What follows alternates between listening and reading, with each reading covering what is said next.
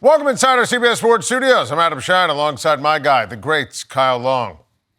49ers, 9-4 on the season. After an incredible victory in Cleveland, the defense, outstanding. Christian McCaffrey, outstanding. Brock Purdy, and to me, Kyle, this was the biggest deal of them all. He had the zip back on the fastball. The command was outstanding. The accuracy, this after all the turnovers and interceptions on Monday night against Carolina. Kyle Shanahan is in the conversation for Coach of the Year, right? Like, I'm not ready to necessarily put him ahead of Ben Johnson or put him ahead of Mike Vrabel, who probably in reverse order, but they're at the top of my list. We can argue about it later. We can argue about that later. But what Shanahan has done with all the injuries, Ayuk hasn't played it down, Bosa's done for the year, Warner's done for the year. Niners with a 26-8 victory against Cleveland.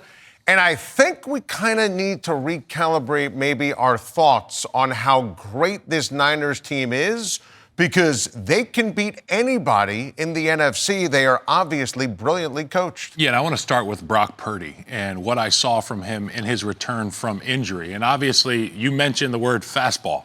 And when I think about a player returning to the NFL, there is no substitute. There's no practice rep that you can get that is moving at game speed, light speed, warp speed, okay? And Brock Purdy was a little bit late, didn't have the zip. He didn't have the zip on his fastball, but to me, what I saw last week was just a guy who the game was moving really quick for him. What I saw from Brock Purdy today was, number one, that he's definitely healthier. He's moving around really well. The zip is on his fastball. Anticipatory throws are happening. We saw the touchdown, the in-breaker to Juwan Jennings. I just think Brock Purdy is in a really good spot. I know there are people that were like, why doesn't Mac Jones just keep the reins? He was doing pretty good. Brock Purdy has been to the mountaintop with this team. Kyle Shanahan has put the ball in Brock Purdy's hands, and good things have happened over the course of the last five years now for Brock Purdy, 4 or 5 years. I trust Kyle Shanahan. I trust Robert Saleh and the way that he has inspired this defense. Excellent point. And, you know, coaches always preach next man up. He drops his gun, you pick it up, okay? It works, I promise you. Next man up mentality is happening in Robert Saleh's defense. And with two of those big stars, Bosa and Warner, going out, most teams would just pack it up and say, next year, that'll be our year. This Niners team refuses to quit, refuses to die, and that's why we can't count them out. And say what you want about Robert Saleh as a head coach, and I said it, Robert Saleh is on the short list for assistant coach of the year. What he's done with those aforementioned monster injuries, it's ridiculously incredible. Look, I assume that, and maybe I shouldn't, but I assume that the Rams win the division, right? I know they lost against Carolina today, but I still think the Rams win the division. I think Seattle finishes second. I think going into this week, and this has always been my power ranking, Rams number 1, Seattle number 2 in the NFC. The Bears have been number 3. Now they're the number 1 team when you look at the rankings and the seedings right now in the conference. I would say adjusted number 1 team with some of the losses. Sure, and I think that's fair. But and this is the point on San Francisco. I don't want to speak for everyone, but I know I'm guilty of maybe not giving the Niners enough love. True. Because they're clearly third best in their own division. But let's assume they don't win the division, which I don't think is going to happen. Bye week, Tennessee, Indy, Chicago, and Seattle. I see 2-2 on that schedule down the stretch. They're going to go on the road. And no matter who they play, they're going to have an opportunity based upon coaching, Shanahan, Saleh. Purdy experience. 100%. CMC. Kittle.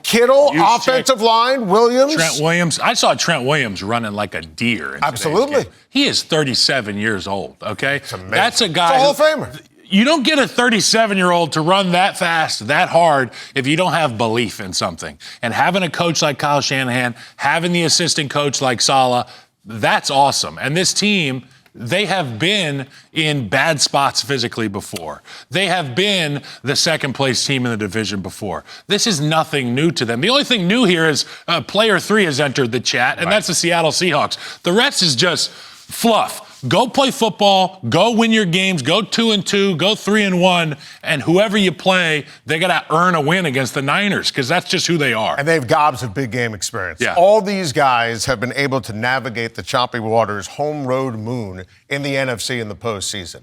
And I think as we start talking about teams, because look, I'm going to stay consistent here. I have thought Philly's been dead for a long time. Dallas is a team that I would think no one's going to want to play if they make the playoffs, 100%. right? No one from the NFC South is making a run.